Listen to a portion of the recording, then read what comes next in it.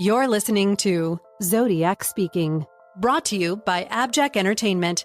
Be sure to check out some of the other great true crime podcasts from this network, including The Murder in My Family, Missing Persons, DNA ID, Beyond Bizarre True Crime, Scene of the Crime, and Campus Killings. All of these podcasts are available for you to binge on right now, wherever you listen to podcasts. Subscribe where you're listening to this podcast so you don't miss an episode.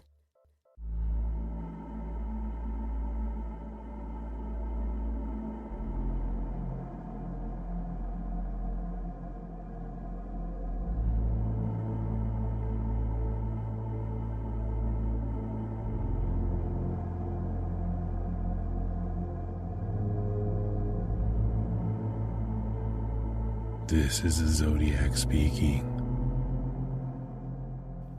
Welcome back to an all-new episode of Zodiac Speaking podcast. It's been a while since we've had an episode out. This is Mike Morford, and I am here, as usual, with co-host Richard Grinell. And we have a special guest, Ned DeHaan, on. And we're going to do things a little bit differently than we do normally on the show. And in most episodes you've listened to, we've had a sort of a deep dive with a backstory about what we're talking about, and then it would be followed with Rich and I having a discussion about the details. But now we're just going to dive into something that's making headlines right now and have a roundtable discussion, and that's the Netflix docuseries. This is the Zodiac Speaking, and we'll get into that. We'll talk about the pros and cons of it, the pushback, what people are saying, and all that good stuff. But just right up front, I want to welcome both of you guys. Rich, good to talk to you again, and Ned, good to have you on. Hi, Mike. How are you? Awesome. How you doing, Ned? I'm doing just fine, and thanks for having me, Morph. Good to have you here, and it's always a pleasure to talk to you too. And just, I'm sure most of our listeners are going to know you, Ned, but if you can just give us a quick introduction for yourself and where people can find you and the stuff you do. Sure thing. My name is Ned DeHaan. I am the host of Black Box Online Radio, and I put out regular segments about the Zodiac Killer, Jack the Ripper, and D.B. Cooper. I'm also a regular panelist on the channel Mysteries with Mr. Belgique, which people can find on YouTube, and you can also get my show Black Box Online Radio on Spotify for free, as well as Apple Podcasts under the names Black Box True Crime or Black Box Podcast. And it's good to be back on Zodiac Speaking. Last time I was here, we were talking about the discovery of Donna Lass's remains, or the identification of Donna Lass's remains, rather. And thanks for having me on again. Yeah, and what's great about Ned, for anybody that hasn't listened to his show, he always finds some interesting stuff to talk about on his show, Zodiac-wise, and he can always find a topic that's either making news or people are talking about it or, asking about it. So he touches on a lot of different subjects. And Rich, on his site, he's always putting out different articles on all kinds of Zodiac stuff. So whenever I want a sort of a refresher course on what's going on in Zodiac world, I just pop over to Rich's website or to Ned's YouTube channel and I see what they're talking about. So I guess the thing that we're talking about here today, we want to dive into, is this Netflix, this is the Zodiac Speaking documentary, which is about Arthur Lee Allen and essentially sort of piggybacks off the book, I guess that, Graysmith's book, that he was the Zodiac. And just a heads up, I guess we should probably say, spoiler alert, we're going to talk about some details that they talk about in the series. So if for some reason you haven't seen it and you don't want to be spoiled, you might want to pause this episode and then come back and listen to it. But and in fairness and full disclosure, Richard hasn't seen this over in the UK, but Ned and I have, so we can, sort of talk about it, and Rich can push back on some of the things and respond to some of the things we talk about. But I guess if you want to open it up, Ned, what were your takeaways and your impressions overall of the documentary? My honest response is that it was better than I thought because a lot of people watched the documentary before I did, and I was getting a couple messages and looking at a lot of posts in the Facebook groups as well as other places on social media, and I heard nothing but bad responses. Everybody was saying that they didn't like the documentary, and I think the biggest criticism was that it didn't provide a lot of new information. This documentary, this is the Zodiac Speaking, is telling the story of the Seawaters, Dave, Connie, and Don Seawater, three children who grew up more or less with Arthur Lee Allen. He was a school teacher for a period of time, and they also interviewed some of the other students that interacted with Mr. Allen, as he is called in the documentary. And a lot of people were saying that the Seawaters used to have a YouTube channel, and they told all of these stories on their YouTube channel. All right, maybe we got a few more details, but they were just very disappointed that it wasn't sharing a lot of new information. So I went into this documentary with absolutely zero enthusiasm, and I came away from watching all three episodes feeling better than when I went in. I was like, all right, it's better than what I expected. Everybody was making it sound like this is going to be the worst Zodiac documentary ever. I was like, it was well done, it was well produced, and it's well put together. They also had Robert Graysmith on there, doing his usual spiel, which he hasn't done in a while. But overall, though, I guess you'd say I was pleasantly surprised in some parts. So I was sort of in the same boat. I wasn't going to watch it at all. I didn't want to watch anything telling me that, Arthur Lee Allen was Zodiac, because in my mind, I've ruled him out. Every bit of evidence in this case seems to have ruled him out. So for me, I was like, okay, this is not something I'm going to watch. But then when we started talking about having an episode of the podcast and having, Ned on to talk about it, I said, okay, I've got to do the homework and go out and watch this show. So that's what I did. I did go out and watch it. And I like you, I thought it was well produced. I thought it was well done. I thought it was a good documentary as far as quality. It wasn't something that somebody haphazardly threw together and made with a super low budget. It is well done, well produced. Um, Now, I'll say this, I don't believe the conclusions that are drawn. I don't necessarily believe everything that's said in the documentary. I still don't think Arthur Lee Allen was Zodiac, but we can, get into some of the stuff that, they did talk about in the show and sort of debate that and what we think about that.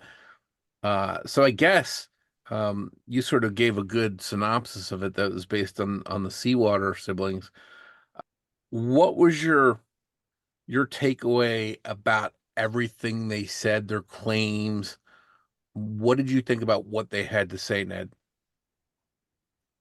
Well, one thing that I thought was extremely neglected in the documentary is that the Seawaters were not in agreement that Arthur Lee Allen was the Zodiac Killer. As I said during my introduction, I'm a panelist on the show Mysteries with Mr. Belgique, which is hosted by Jerome Lowe, and he was corresponding with Connie Seawater, and she told him directly that she doesn't think that Arthur Lee Allen was the Zodiac, and the primary elements in their stories are not even about the Zodiac crimes of 1968 and 69, the confirmed Zodiac crimes. The primary elements that I saw in that documentary were talking about witnessing possible events leading up to the unconfirmed Zodiac crimes, the Gaviota Beach shooting, and the murder of Sherry Joe Bates in particular. And I think it's even fair to say that those would be the strongest claims that they put forward in the documentary, that the Seawaters were claiming that they were with Arthur Lee Allen in Southern California on the dates that those crimes happened. One of them that is perhaps the most famous story from their YouTube channel, which you can also hear in the documentary, is they were on the California coast, which they claim is near where the Gaviota Beach shooting took place. Although it's south of Gaviota Beach, we just call it the Gaviota shooting. And this was June 4th of 1963.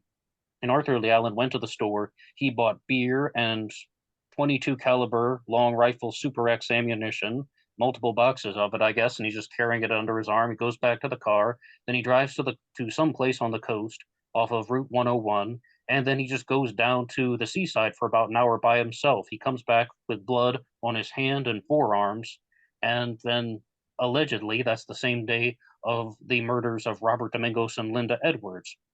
Now, this is where things are a little bit difficult to unravel. You asked, what do I think about these claims? I think everything that the Seawaters are saying is true, except I don't think they actually saw Arthur Lee Allen carrying multiple boxes of 22 caliber long rifle Super X ammunition, because I think that might be something they got confused on. What I think happened is you have three siblings, and I think when they first were exposed to the stories of Robert Domingos and Linda Edwards, as well as Sherry Joe Bates, and all of these unconfirmed crimes in Southern California, one of them was thinking, oh, hey, don't you remember? We were with Mr. Allen on that day. Remember that day we took the trip to the seaside? Yeah, I think that was June 4th, 1963. Remember he had blood on his hands? I think that's the same day. And then the other two are starting to think, wait, yeah, I think you're right. And then they begin to create this type of false memory. And I have a lot of reasons why I think that, but if you want to kind of jump in now, maybe we can talk about that throughout the duration of the recording. Yeah, and I'm with you 100% there. I mean, the siblings came across as believable, and to me, that being said, I don't believe what they said, so I'm kind of conflicted. They seem believable. I don't know them. I don't want to say somebody's lying, but I also don't believe what they said that they were. And it wasn't just that they were there, in the date that Domingos and Edwards were killed, but they distinctly named the beach. They mentioned going to Vandenberg Air Force Base to buy the bullets. It just gets too precise, and then the same thing happens. They place themselves in Riverside on October 30th, 1966.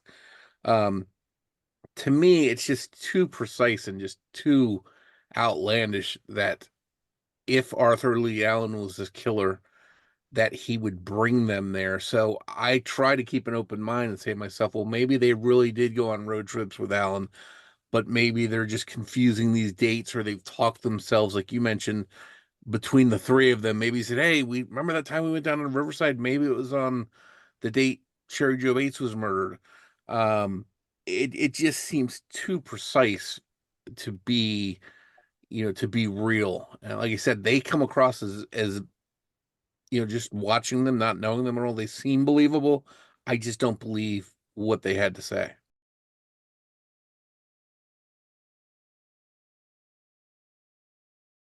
Well, more Is it? about sorry, Richard. I'm like I think I can clear things up very neatly. We can say that they are not liars; they are mistaken, because it's the same way that people tell stories, like through a game of telephone or Chinese whispers, where the story gets modified a little bit, and at the end you have somebody saying something that wasn't the original idea, but they're not giving away any of the telltale signs of lying. They're not saying anything that sounds like they are deceptive. They don't act like they're making this stuff up for profit. They've also talked about this stuff for decades. And I mean, we can go into some of those stories, but I think that an easy way to put it is they're not liars, they're mistaken. I, Is I it fair, I'd have to agree with you. is it fair to say that this statement I'm reading here is what they said in the documentary?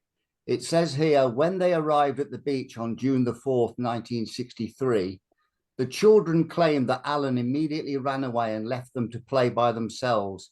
He returned to Tajiguas Beach, if that's how you pronounce it, out of breath and with his hands covered in something red, before bundling the children into the car and racing away. Is that the beach that they mentioned in the documentary? Yes. I mean, like we always call it the Gaviota shooting, but it's how did you pronounce it? Tahiguas? I mean, Yeah, something like Tahiguas, yes. But that wasn't the yeah. correct beach. It was Canada del Molino. So they've got the wrong beach straight off the bat. Is that right? Wow. Like because I'm not even gonna lie to you guys. I know I'm American, but I struggle with a lot of some of these Southern California place names. And that's why we just call it the beach that's south of Gaviota. And that's more or less the way it's discussed in the Zodiac world. Wow, that's fascinating, Richard. Well, I believe Tahiguas Beach, if that's how you say it, is west of the actual crime scene. I don't know the exact distance, but maybe a few miles. So Hmm. if that's what they've claimed, they've got the wrong location from the very start. Well, see, that to me is another odd thing, because I'm thinking back to when I was a kid and I would go someplace with people, and for me to pick out a place I went on a certain date, they weren't from Santa Barbara, they were from, Northern California. So how would they remember the name of the specific beach that they were trying to say they went to? And how would they know it as a child at that age and remember back that it was such and such beach on June 4th, specifically 1963? Those are the issues I have with it. Um, I that can they've, answer that. yeah, hear what you have to say. You look at older reports about the Dominguez and Edwards murders, they mentioned the murders took place on Tahiguas Beach. So if the Seawaters were ever going to read up old stuff to then refresh their memories as such, that's what they would have said, which means they're not recollecting it from original thoughts and memories. They're recollecting it from what they've read online, which was originally incorrect. Yeah, and that's fair, because if they really had, and they're telling the truth, had gone to Southern California and Santa Barbara in that area with Arthur Lee Allen, and this event that they said happened, if it really happened, they may have talked themselves in, after reading up on the case, that it was that beach on that date.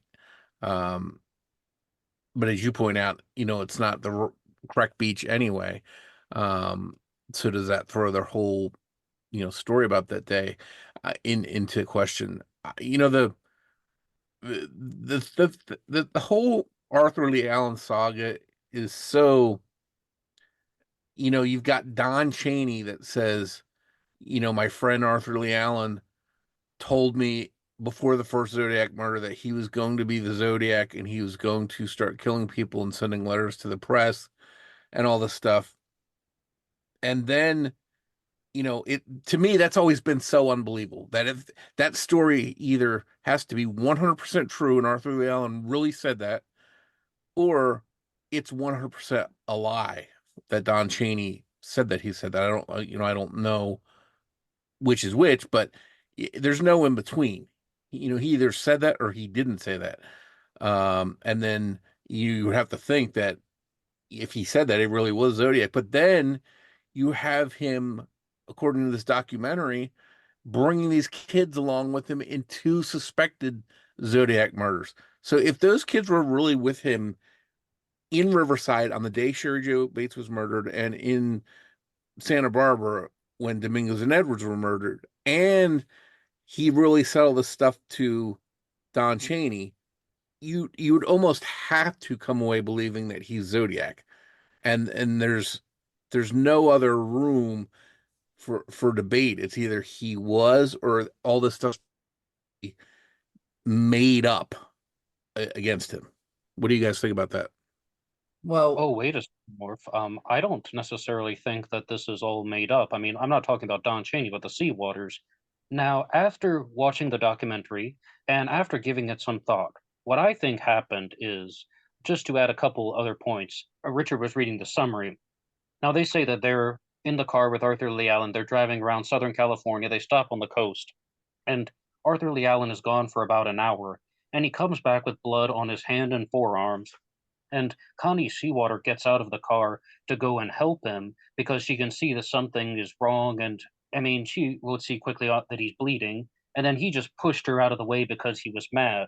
What I think happened is, and this is purely my analysis of this, my take on the subject, I think that that event actually did happen. I think that they actually did go on a car trip with Arthur Lee Allen somewhere in the state of California. Okay, Mr. Allen left the car and he came back after a while and he had cut his hand somewhere. I mean, but there is absolutely no way to verify that that was June 4th, 1963. There's absolutely no way to verify that he went to commit a murder. And also, there's no way to verify that that actually was at the beach where Robert Domingos and Linda Edwards got murdered. I think that they, actually spent time with Arthur Lee Allen and they went on those car trips. I think all of that stuff is real. I have no reason to doubt them. And those parts of the story are so easily believable. It's all of the stuff about the homicides that is hard for me to accept.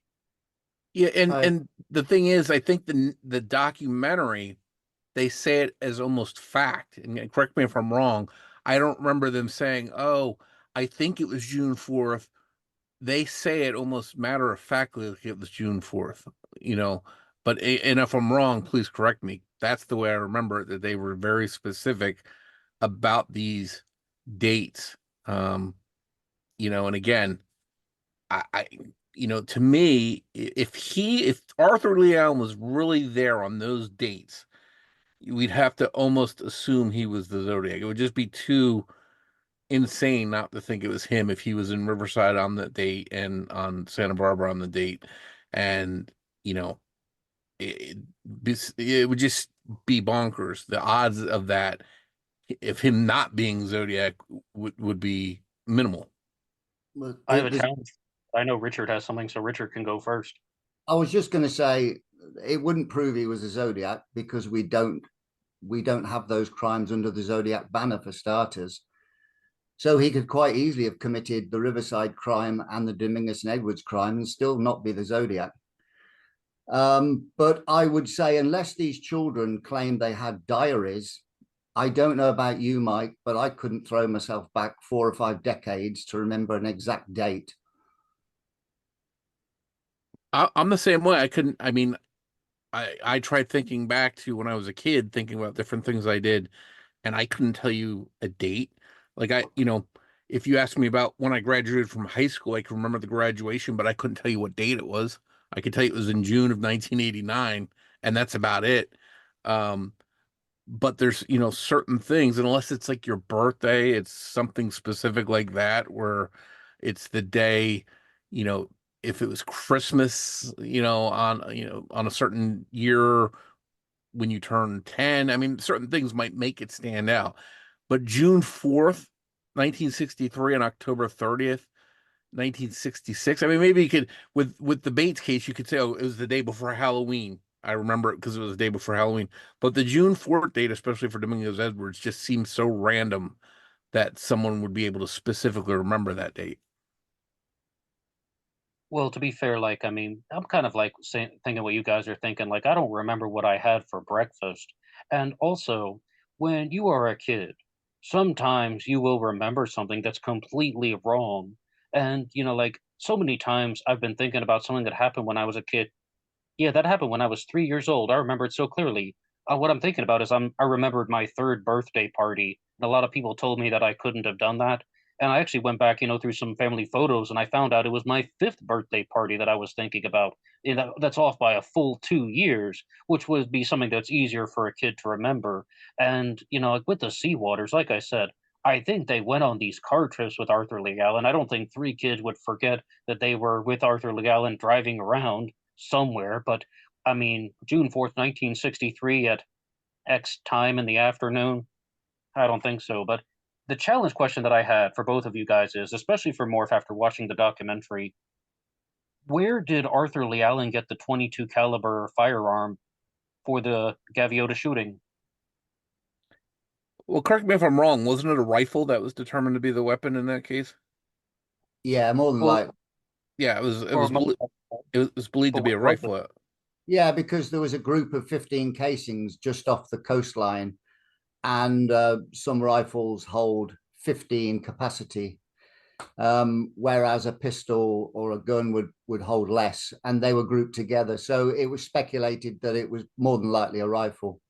Yeah, and I don't know enough about guns. I mean, I shoot guns, I own guns, but I don't know enough about them to know like the ammo used at Lake Herman Road was long rifle ammo, which I think you could use also in a rifle, in a 22 rifle. I think you can use a 22 rifle, long rifle ammo in the rifle or the handgun. So maybe they could have thought it was uh, a rifle based on it being long rifle ammo that was found at the Domingos Edwards crime scene, or maybe they did some additional tests to confirm that it was a rifle. But it was my understanding that it was a rifle. But which makes it a little bit harder to believe that Allen would pull over, take out a rifle, and walk down to the beach, and you think one of the kids would see that. And I remember in the documentary they did say he had something with him. I don't remember how they described it, but I think a rifle would be something that would stand out. It would be hard for him to hide walking down to a beach with a rifle. And how would he just randomly come upon two kids down there? He decides he's going to walk down the rifle, and lo and behold, there's two kids there. There's just some things that I just have a hard time believing. But wait a second, Morph. That's why it's a challenge question, because you're right. In the documentary, they say he opened up the trunk and he took something out. But the boxes of ammunition are found in the seaside shack at Gaviota Beach. So did Arthur Lee Allen walk, take the gun out of the car without the kids actually noticing, walk to the seaside shack with the boxes, load his gun there in the seaside shack for no reason, while we're just waiting for somebody to come, was he scouting Bobby Domingos and Linda Edwards the whole time? I mean, that makes no sense to me. That makes absolutely no sense why he would park the car, walk to the seaside shack purely just to load the gun, to leave the boxes behind, which could have all types of incriminating evidence on it if he had just bought it from a store and touched it with his bare hands. I mean, this is something where I think it's a genuine problem in their story. I think this Hmm. sequence of events is all out of whack. And I think that if he had parked the car because he saw Bobby Domingos' car there, he would have walked straight down to the beach, and there would be absolutely no reason why those boxes of ammo are left in the seaside shack. Or then if he were by himself, he could have waited in the shack for a while, but he has the Seawater kids with them. Yeah. So I don't think that he would have had any reason to do that. And I mean, and go ahead, go ahead. I don't think they mentioned seeing a car when they pulled over at Santa Barbara. And I don't recall anything about that. yeah, my belief is that the police believe that Domingos Edwards shooter saw their car there, pulled over, and went down because he saw their car there. But here, they don't mention it in this documentary. The kids don't mention seeing another car there. They just say Alan pulled over and went down to the beach. So that seems like a hole in the story there. Yeah, like Ned said, getting out of his vehicle and walking down with 4 boxes of ammunition to commit a murder is pretty ludicrous, especially when I think one of the boxes was empty and the boxes were related to one another. So you certainly aren't going to carry an empty box or a partially full box. If anything, you're going to go down with one weapon or maybe two fully loaded to commit your murder and leave. There's no reason why you'd be associated with 4 boxes that were associated with the crime. And looking at this from outside of the Zodiac world, if I was just a person that didn't know anything about this case and I was hearing this story, I would say it's not believable to me that somebody that's going down to commit a double murder is just going to leave these kids hanging around in a car.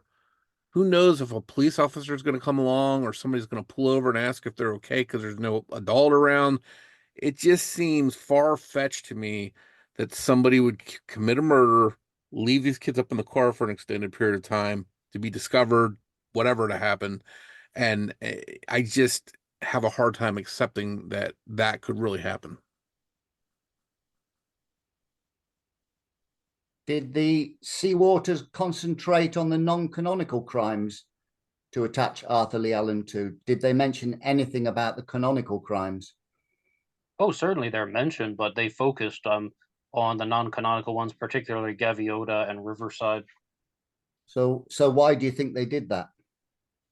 Well, I When think it's because they have these very clear memories of being with Alan on those dates, and also they went to the racetrack, which they said Riverside, California, but I'll have a question about that later on. And they said Arthur Lee Allen took them to the racetrack, and they saw Steve McQueen in a car at the racetrack. And again, something like that, I don't think that they're making up. Yeah, okay, they went out with Arthur Lee Allen. They saw Steve McQueen. That's something the kids would remember. But then later on, I guess they're staying until the evening time, and then Arthur Lee Allen goes to murder Sherry Joe Bates. we have pictures of them with Allen next to his vehicle, but do we have proof these journeys ever took place? No, I mean, I don't think so, Ned. I think it's just their word, them saying that they did these trips. Can I jump in on that one? Because, I mean, absolutely no disrespect to Connie Seawater, but when she was in the documentary, what I was thinking was, this is Deborah Perez all over again. the woman who was accusing her adopted father of being the Zodiac, saying that he drove her to the crime scenes and she would wait in the car and she could hear the gunshots.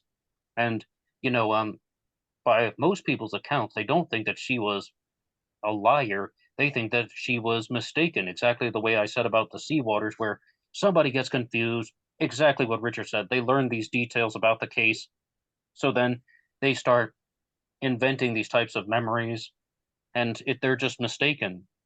But Deborah Perez received a lot of attention about, 15 years ago, thereabouts, for accusing Guy Ward Hendrickson of being the Zodiac. And I think that she was just absolutely off the mark. And she contacted a true crime writer named M. William Phelps, who was going to explore her story for a potential book. And he is the one who flat out said, she believes everything she's saying. It's just, I think she's wrong.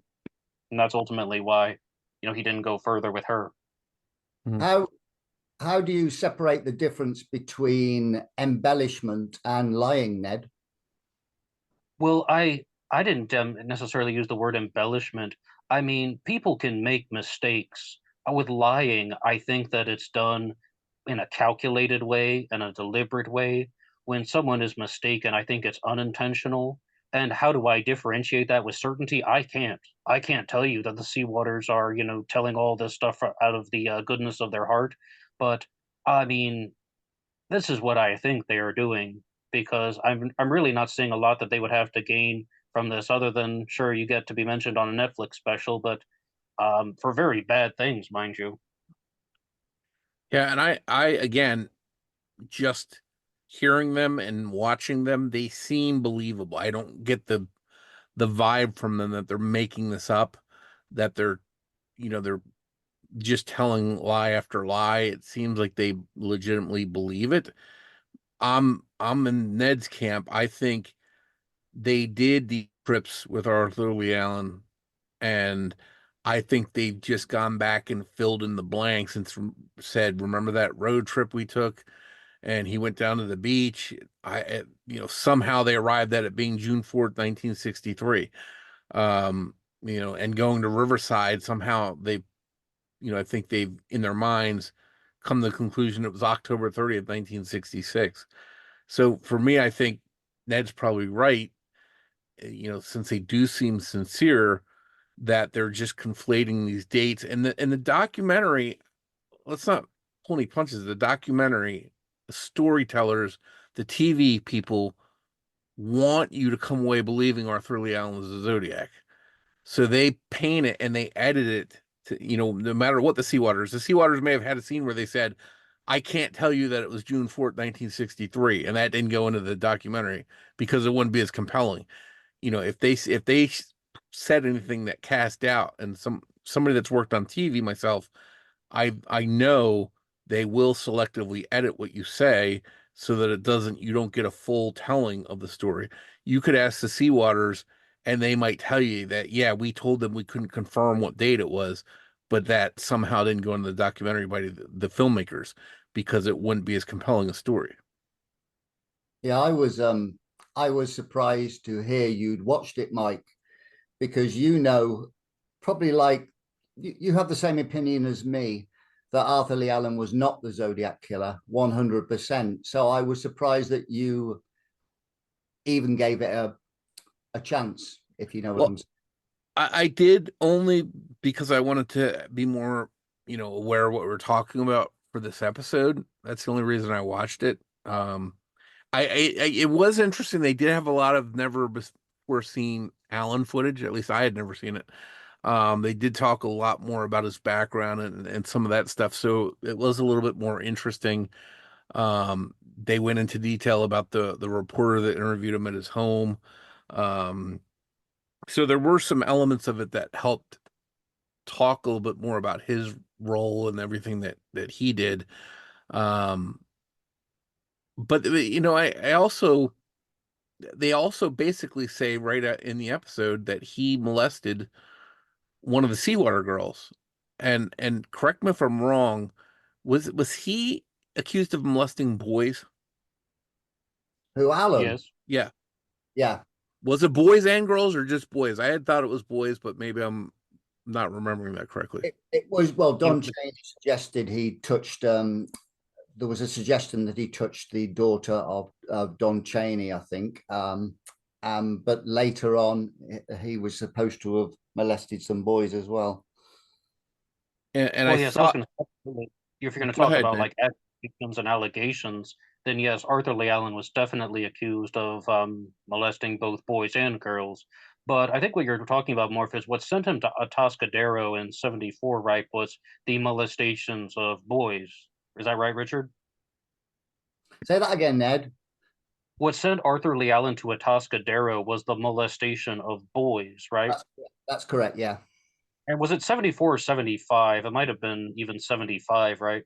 It was, I think it was 74 stroke 74. 75, somewhere around there. So Yeah, I mean, it's a long time since I've read much on Arthur Lee Allen, but yeah, it was the time before he went to Atascadero. Yeah, so it's not to say that a pedophile couldn't molest boys and girls, and maybe he did, but that was one of the things. It's a girl in the family that he's accused of molesting in this documentary, and before there had been mention of him molesting boys, but he certainly could have, been a molester of just children in general. But I I think think I was gonna say I just think that's you know not saying Arthur Leon is a good guy in any stretch, but he's a convicted pedophile. He's not a convicted murderer, and I think a lot of people have painted him with that brush. He still could be a scumbag for molesting kids. It doesn't mean he's a serial killer. no, Yeah, absolutely not. But I think that a clear way to describe Arthur Lee Allen is that he was a bisexual. It seems like he preferred both males and females.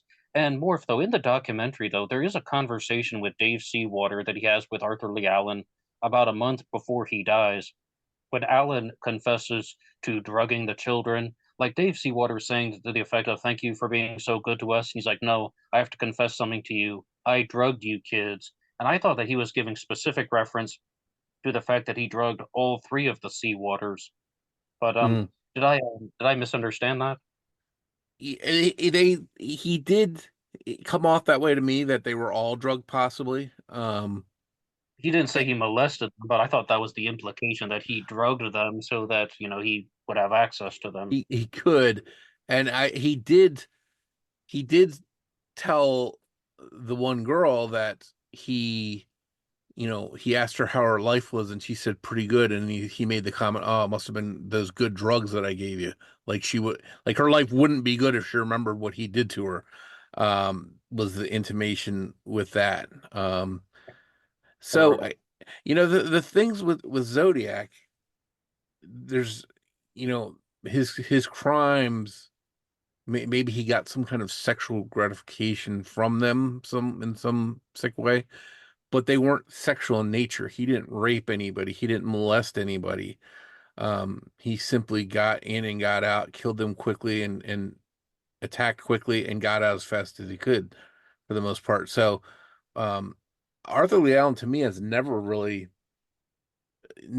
fit the mold. If he's a sexual predator or pedophile, that never really matched Zodiac. Zodiac never showed any interest in children other than mentioning school buses and stuff like that, but he didn't seem like a pedophile in his writings. But absolutely not. You yeah, would think that if there was some type of pedophile urge in the Zodiac, wouldn't he have done that with at least one, two, or three victims or something, like targeting children at all? I mean, children that are within his sexual orientation, because what people are saying is, well, you got to understand about the Zodiac killer. He was the kind of person that would go after anybody, right? Well, apparently not going after the type of people that were in Arthur Lee Allen's sexual orbit. I mean, the people that he would have actually gone after for his other crimes. So I'm just not seeing it either. what I would say is, in terms of the Zodiac Killer, we only know a fraction of his life. We've got the letters and we've got 4 canonical crimes. So I don't suppose we can rule out that he was anything in the rest of his life. He could have been a paedophile. He could have abducted women. We just don't know. we can only assume what we know from the letters and the 4 crimes. So the rest of his life, which is probably 99% of the rest of his life, he could have been anything in theory. Yeah. I mean, that is true. And we're left with, in the Netflix documentary, we're left with believing or not believing what the kids say, or at least believing that they believe it, because maybe, as we've talked about, they went there on these different days and just decided that it was the dates in question of some suspected Zodiac crimes. But um, I think you come away from that documentary either believing, most people, I should say, not everybody, but most people might say, oh, I believe he was a Zodiac. This makes it all the more likely. um I don't see that because of the evidence.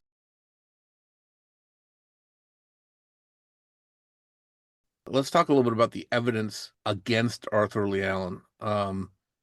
We know that his palm and fingerprints don't match what they have on file. We know that the DNA, and although it was compared to a graded, degraded, questionable sample that was on the outside of an envelope, we can debate whether that was really Zodiac's DNA or not. That does not match Arthur Lee Allen. His handwriting doesn't match. His guns don't match. He was never discovered to own any guns that Zodiac used. So there's nothing physically that ties Zodiac to Arthur Lee Allen. Everything that they have that they've tested against him, that they've compared to him, does not match.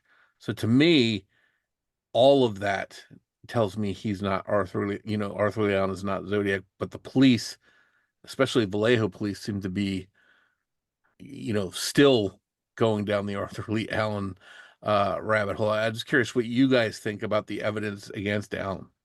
Well, what I would say is Lieutenant Tom Bruton and Lieutenant Vince Repetto both claimed that the DNA of Arthur Lee Allen and Lawrence Kane did not match the DNA from the 1978 letter. Now, we all have different opinions on that. I think it's 100% genuine, so that immediately rules him out for me. The bloody fingerprints rule him out. The fact he had no hair rules him out somewhat. His weight rules him out. And I'm not a fan of handwriting analysis, but I would say that other people have ruled him out on the basis of handwriting. So nothing evidentially links Arthur Lee Allen to any of these crimes. And that's why I don't think he's a Zodiac killer. But of course, if you don't want to believe the 78 letters genuine and you don't want to believe the bloody fingerprints on the taxi cab as Zodiac, then everything's still open for you. And that's is that, people will say, well, this letter or that letter is not genuine, so it doesn't matter. I mean, you brought up a good point with him not looking like the Zodiac sketch. I say this all the time in different debates on Tom's forum. People are like, oh, this guy looked exactly like the sketch, or he looked nothing like the sketch. And I keep, reminding people, is from 50 feet away at night, you're not going to get a perfect likeness. It's not like the person is sitting there posing for an artist. It's based on recollections from kids that saw him from 50 feet away at night. So I think if I'm, if I look across the street and I see a heavy set guy with glasses and a crew cut, I might be able to tell you that. But if I sit down with a sketch artist and try and recreate that sketch, I'm bound to be off on the shape of the nose, the shape of the lips, the shape of the ears, that kind of stuff. I think you could say from 50 feet away at night that it was a, heavy set guy with glasses and a crew cut. But to me, that's where Allen comes in, because he didn't have a crew cut. He was a bald guy. If I saw a bald guy from across the street and I could see he was bald, I would say he was bald. And Arthur Lee Allen never wore glasses, for the most part. I think I've seen him with some reading glasses at one time or another. So unless he was really using a disguise the way Zodiac said, he wouldn't naturally be wearing glasses. So everything about him does not match the sketch on top of everything else that we just pointed out. What do you think, Ned? Well, you want to talk about evidence. In the documentary, they have a knife that was brought into question, and this is mostly discussed in episode 3. And the knife was given not to the 3 seawater children, but a different person. And Arthur Lee Allen allegedly had it wrapped in plastic, I think. And they brought the knife to your good friend, Morph, Susanna Ryan, and she did a test to determine whether or not the knife had blood on it. And it looked like, according to her forensic test, it had some type of blood. And then they sent the knife for extensive DNA testing, and we don't know the results yet. The production team said they're waiting for the results. I was not impressed with that at all. And No. Anthony is suggesting that perhaps they don't have the results. That either that or the results were negative and they didn't want to admit it for the show. This is another thing that's done time and time again with these Zodiac stories. People claim that they've submitted their evidence, but then they've already published their book. They've already released their Yeah, documentary. exactly. It's like in a newspaper, when a newspaper has a big giant factual error that they get wrong, you see that mistake on the front page in the lead story, but when they fix it and they retract it, it's all the way back, a month later on page 13 in small print that nobody sees. So yeah, it's sort of the same thing where you can leave something out and make it, you're being truthful that we did send this out, but if you don't put an addendum at the end saying, "Hey, by the way, we got the results back last week, and they did not, turned out not to be blood," you don't really hear that part. But sure, I mean, they make it sound interesting that Arthur Lee Allen gives this mystery knife to somebody, and it looks like it has blood on it. That just helps sell the Arthur Lee Allen narrative. It just makes it more mysterious. But But later on, if they find out that that was not blood, or they measured it and determined it couldn't have been the knife that killed Cecilia Shepard or caused her wounds, then it wouldn't be as influential. It wouldn't be as important.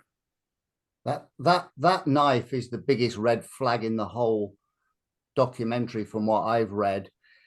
I know that Netflix are a pretty wealthy company, and this, I don't know how much they make per year, but I would imagine it's in the tens of millions, if not more. And this documentary must have been planned weeks or months in advance. And so the idea that they are waiting for results on a knife and they couldn't have done it before the documentary started is a complete red flag to me. It's a way of saying, hold on, there might be a follow-up, or hold on, we're waiting on the results. And it leaves you in limbo on whether Arthur Lee Allen is responsible for Lake Berryessa. They could have easily had this knife tested weeks, if not months ago. And that's a good point, Richard, because, and you didn't see it, so you wouldn't know this, but one of the Seawater's brothers got sick and passed away, and it was in the documentary, he looked like he was very healthy. And later on at the very end, when they showed him passing away, he was very sick. So you could try. So did they send that knife off early in the process? Because it seems like there was a lot of time that went by from the beginning of the documentary until they wrap it up and the one brother passes away because he's sick. It seems like that would have been plenty of time to send a knife out to get some test results. Yeah, or delay the documentary for a week or two. How long does it take to get DNA tested? A day? I mean, if they had a rush and they wanted something done immediately, they could do it in a day. I mean, it's not, that's the thing. Yeah, I think that knife thing is just a complete ruse. And it was a bit like I read about the box, that they never revealed anything about that at the end. Yeah, But and that oh yeah, yeah, that had the documents that were like, it's supposedly the Morph, is this right? The correspondences between Arthur Lee Allen and Phyllis Seawater, the mother.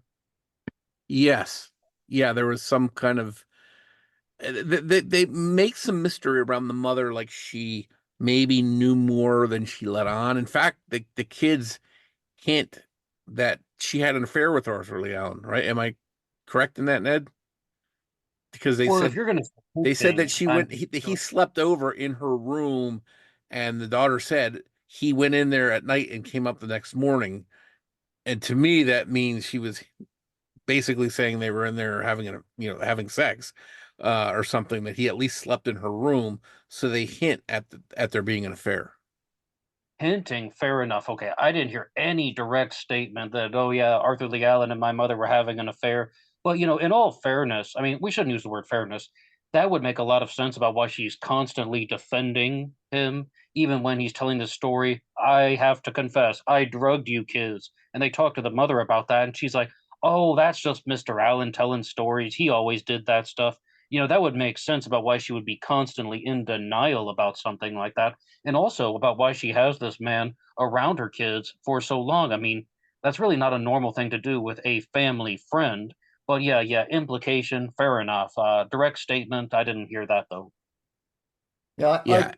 I contacted you mistakenly, Mike. Remember, a week ago, I thought you'd left a comment on my site, and that's why I contacted you about Phyllis Seawater and that her maiden name was Hensley. And because you've got Connie and you've got Hensley and you've got the Albany letter, I thought that was quite interesting, even though not compelling. Well, and when you sent me that, I hadn't watched the documentary yet. Did you send me that because it was in the documentary? Because they did mention that in the Well, documentary. that's why I sent it you. I thought, Okay, okay. you know, of course, I imagine the person in respect to the Albany letter from the Albany Medical Center is probably a real person, and there's no doubt that she wasn't working there. So it's probably just coincidence rather than anything serious. But anyway, I'm getting off track now. So, but that's why I sent you that anyway. Well, it is interesting that the documentary doesn't rely on any canonical Zodiac crimes, but relies on two suspected possible Zodiac cases and an Albany connection that may or may not be Zodiac. Those are the three that they really build the documentary with. Yeah, Well, it'd be quite hard to push a narrative involving Paul Stein. I mean, the Zodiac's riding in Paul Stein's taxi, and where would the Seawaters be waiting for that? Like, I mean, are they just like waiting around the corner on Jackson Street? Are they on Mhm. Washington? Are they on Maple or Cherry, just waiting for Mr. Allen to come pick them up? I mean, that'd be a very hard one to incorporate into the story. Yeah, it would be quite unbelievable. Again, to me, it's already unbelievable that they would be with him on these dates and these places where possible Zodiac crimes happen. But although they did mention that they had gone to a house someplace in that area in the documentary, but when you're a kid and you say you're going to San Francisco and you remember going there with Arthur Lee Allen, do you really remember what street you're on? No, you don't. Yeah, so for them to remember going to a house in San Francisco when they were kids with Alan, a lot of people went to San Francisco. It doesn't, unless they specifically remembered knowing the Robbins kids or something like that, and they were at Washington and Cherry, that would be a lot more compelling. But um, to me, at the end of the day, again, I believe the Seawaters. I believe they believe what they're saying to be true. I don't think they're just conning people. There are people out there that just flat out, in this case, they grift people. They know what they're saying isn't true. They don't care. They're trying to make money. They're trying to get 15 minutes of fame. Um, there are people like that. We know that. Um, but the Seawaters, to me at least, don't seem like they're just out there grifting, lying, and made this all up. I think, as you've said a couple times, Ned, I think they've come to believe, based on their memories, that these things may have happened on the dates where these possible Zodiac crimes happen. Okay, though, but more, if I want to come back to something though about being genuine versus not telling the truth, and it relates to the DNA, because a lot of the reasons why I made those comments about the DNA goes back to another person whose credibility has come into question, named Gary Stewart, who is the co-author of The Most Dangerous Animal of All, pushing the Earl Van Best narrative. And he was one of the first people that I was exposed to when I began my Zodiac Killer journey. And what they said about him is the same story as what's going on with the Seawater documentary. He published a book called The Most Dangerous Animal of All, and then he said he's waiting for his DNA results. And somebody called him out on national television saying, "Whoa, wait a second, you published the book and now you're waiting for the DNA? That's irresponsible." Because, much as both of you have just said, you could have obtained the DNA results first. And furthermore, got this whole narrative about how so and so was the Zodiac killer. What if the DNA comes back and he wasn't the Zodiac? That's a big strike against your suspect. It appeared that that was clearly done for profit. And I think we all know that Gary Stewart has been accused of being a genuine fraud. And more or less, he was caught falsifying documents on national television. He would be Mhm. someone that I would category of being a genuine liar, at the very least, about that, falsifying Earl Van Best's documents from a Atascadero State Hospital, which reportedly never even existed. He printed some of it himself, and he was caught during the FX documentary that might still be available on Hulu. That would be an example of someone who blatantly lied for all the reasons I think you said, Morph. 15 minutes of fame, profit. He maybe started out with genuine intentions, but then realized no one's going to listen to me unless I fudge the facts and add in the Zodiac narrative that doesn't belong. And the interesting thing in his case in particular was he had an interesting story, even if it wasn't Zodiac related. What happened to him and his birth parents is an interesting story all by itself. He didn't have to That's the connect in the book. Zodiac to it. That stuff that was a solid book by itself, and it's almost like, I mean, this is just guesswork on my part, but I think that he had this huge story about how his father was Earl Van Best Jr., who was involved in a nationwide scandal called the Ice Cream Romance with a girl named Judith Chandler, and they went on the run. They went around North America, including going to Mexico. And the journalist and reporter that covered the story was Paul Avery, the same one who covered the Zodiac. So he's like trying to write this book about his father, but maybe no one's listening. No one wants to publish it. He's like, well, there's this Zodiac connection. Why don't we just make the Zodiac connection a little bit bigger and see if anybody buys the book now? Yeah, and I think there's always a part of that when it comes to, you know, books or documentaries or things like that. There's always some pieces that are for publicity, for profit, for whatever, because that's the name of the game after all. Um, so, to wrap things up, what is your takeaway on this? Where would you rank it maybe as far as other documentaries? Well, I can't comment because I haven't watched it. How Okay, about so you, it's Ned? back over. Well, more to get some clarity. Only Zodiac documentaries or any type of true crime documentary? I'd say Zodiac since we're, very Zodiac specific. Hmm. It gets mid-level because it's kind of like mid-tier because it's well produced, it's well edited, and they got Robert Graysmith out of hiding, even though his narrative didn't appear to complement everything that the Seawaters was saying. It's almost like Graysmith is talking Zodiac, the Seawaters are talking their own personal experiences. But this is not a bad documentary because of the following reason. And multiple people wanted to tell me this after I started talking about it online. They're like, Ned, you got to understand, this was just a chance for these three kids who are now, adults, and Dave has passed away, rest in peace. It's for these three people to tell their side of the story. And I'm like, all right, fair enough.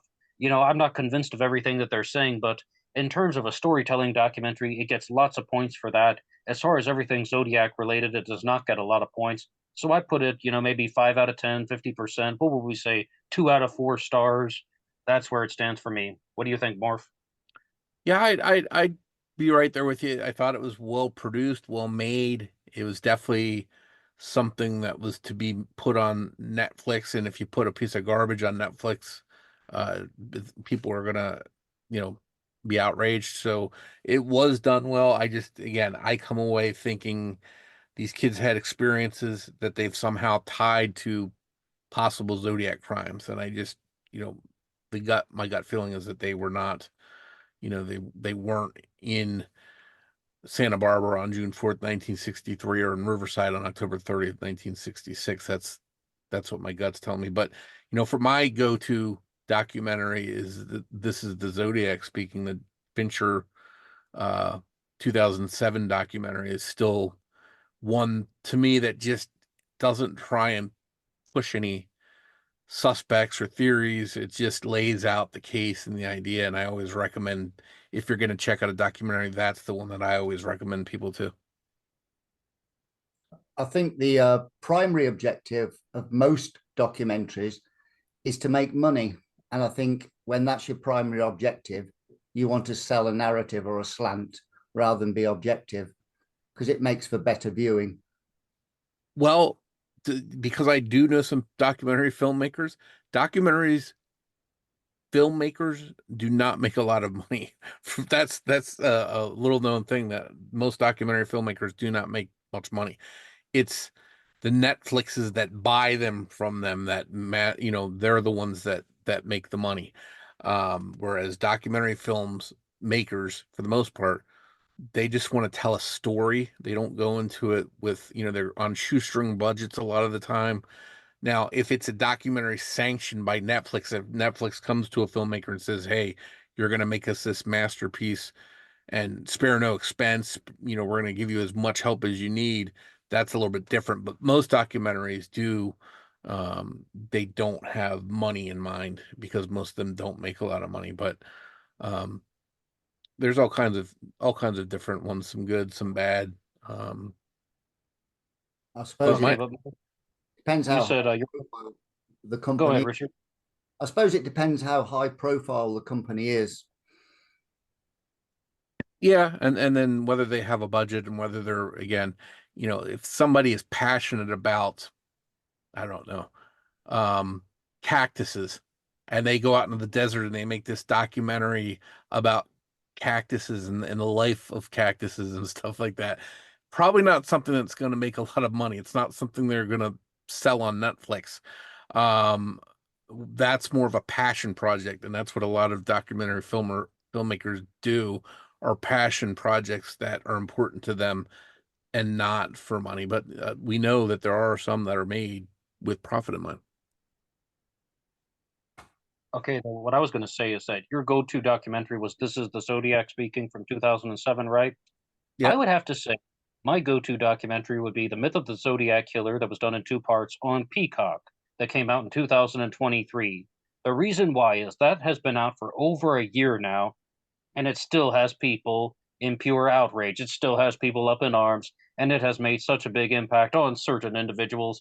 But they're just constantly generating new responses. I was even talking about it on a recent episode of Zodiac Monday on Black Box Online Radio, because it just came up in the discussion. Sometimes you want to go with the one that's going to set things on fire. Yeah. And that's, you get publicity, you're talking about it, then that means you're talking about that show, and that means, oh, let me go back and see what this conversation is about. Let me check this show out they're talking about. So sometimes that back and forth and pushback on debate is good for the show to get attention. My fear is that there starts becoming a taste to where the case breakers are now going to get a documentary, and we're going to have to watch that on Netflix. And I refuse to watch that no matter what. If they get a documentary on Netflix, I will not be watching that. I can assure you of that. So Well, more. we'll be Go having ahead, Rich. yet speaking about it, then we might. What's that? Won't be doing an episode of Zodiac Speaking on it. No, I not even to trash it, not even, I wouldn't even do one just to trash the show. I just would not watch it and would not even help give it any life. But Morph, what I think is so weird about the case breakers is they don't really seem to find their own suspects, because they had a DB Cooper documentary that was done about Robert Rackstraw as a DB Cooper suspect, but he's been a suspect for decades in the DB Cooper case. He wasn't an original discovery by the case breakers.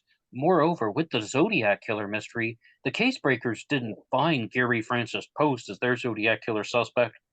There's that whole story about how Dale Julin was a TV reporter who was contacted by a man named Chris Avery, who said, "Hey, I want to give you the story. I know who the Zodiac killer was."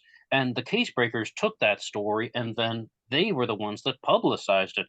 But they're not the origin of this. Like Tom Colbert, who is the leader of the case breakers, isn't finding these things on his own. He's like not doing the groundbreaking research, if you understand me. He's taking somebody else and just giving them a bigger platform. And I think that that's really a bizarre way to go about it, because he's not necessarily helping their reputations. Yeah, and I where I fault them is they're publicizing it. They're doing all these giant press releases. A team of whatever amount of dozen people it is all have come to the conclusion that they've solved this high profile case and that high profile case. And those of us that know this case know they haven't solved it. But to the average person that's going to watch it out on their couch that doesn't know the case well, they might come away and say, "Oh my God, this case breakers team solved the Zodiac case." So to me, that's my fear, is just when anybody gets carte blanche to start making documentaries. um it can be a slippery slope, because then all of a sudden you're just making stuff about everything you can Zodiac, and then it's like a free for all. So, you know at the very least, at least we can say this documentary was well done and the people seem believable. And that's my takeaway. So, as we wrap up, let's remind people, where can you guys be found? Why don't we start with you, Ned? People want to check you out. All right, thanks again, Morph. My name is Ned DeHaan, also known as Black Box Ned. I'm the host of Black Box Online Radio on YouTube, as well as on Spotify, Apple Podcast, under the names Black Box True Crime, Black Box Podcast. I'm also on social media. I have a Black Box Online Radio Facebook page, and on Instagram and TikTok, I'm under the names Black Box Ned 88. I use those to release shorts about the true crime world every Monday through Friday. I guess, yeah, you'd say Monday through Friday during the business week. And on the weekends, I put out a set of fictional stories on YouTube. I record the audiobooks for the White Horse Killer Saga. It's something that I started in 2020. It's a set of fictional stories based on the Zodiac Manson connection, but a lot of things have been modified. But anyway, if anyone would like to check that out, I just completed the fourth story called The Eyes of the White Horse, and there's a playlist on my channel, Black Box Online Radio, for the White Horse Killer Saga. The first story was called Killer on a White Horse. And I guess that's about it, other than I'm a regular panelist on Mysteries with Mr. Belgique, and we do a couple different segments over there. We've done a few interviews, but also segments about different true crime cases, such as Jack the Ripper, the Long Island serial killer, the New Orleans Axeman, and of course our regular panel discussion show about the Zodiac. And Morph, thank you so much for inviting me on to Zodiac Speaking. Awesome. And Richard, remind people where they can find your work. They can find me on zodiacciphers.com, or they can visit our Zodiac Speaking podcast and listen to the 37 episodes we've done previously. Yeah, and we also, I know you've been on some different panels, Richard, as well, so people can always go to YouTube and probably spot you on a different panel. As far as myself, people can head over to abjackentertainment.com. That's where I have all my podcast curated in that spot. And they can look at not just Zodiac Speaking, but any of the other shows on there. I'm also on Twitter at True Crime Guy. My zodiackillersite.com forum is no longer. But I still, if you go to zodiackiller.net, it will bring you to my main website. So, if you've got that address, still plug it in and you can still find me. I'd like to get back to doing more conversations like this, whether it's on this show or other shows. I like talking Zodiac. So I'm going to try and do that a little bit more. And just keep up with the case, and it's always fun talking to guys like you, and hearing your feedback and bouncing ideas off you. So thanks both for coming back on, and we'll get this episode out. Yeah, I think the more spontaneous conversations are a little bit more interesting, aren't they? Yeah, it's definitely a little different than what we've done in the past on this show, whereas we sort of told a little of a backstory about what we were talking about. But I like the idea of having different guests on, like Ned. Hopefully in the future we'll have some other guests on here and talk about some other different topics. But it'd be good to get the show going and just keep the Zodiac conversation going. And hopefully one day the case is solved and we'll really have something to talk about. Fantastic. Sounds good. Thank you, Morph. Thank you, Richard. Thank you All right. both. Thanks for joining us for this episode of Zodiac Speaking. Please make sure you're subscribed to the show wherever you're listening now, so you don't miss a single episode. New episodes of Zodiac Speaking will air every other Saturday. If you want to follow or interact with us on social media, we'd love to hear from you.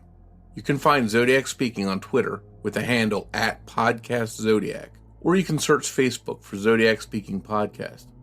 And don't forget, you can get plenty of Zodiac details 24/7 by visiting my site at zodiacciphers.com or by going to Mike's site at zodiackiller.net. If you'd like to help more people find Zodiac Speaking, please take a moment to rate the show and leave a review of it on your favorite podcast player or app. On behalf of Rich, this is Mike Morford, and I'd like to say thanks again for listening, and we'll see you on the next episode of Zodiac Speaking.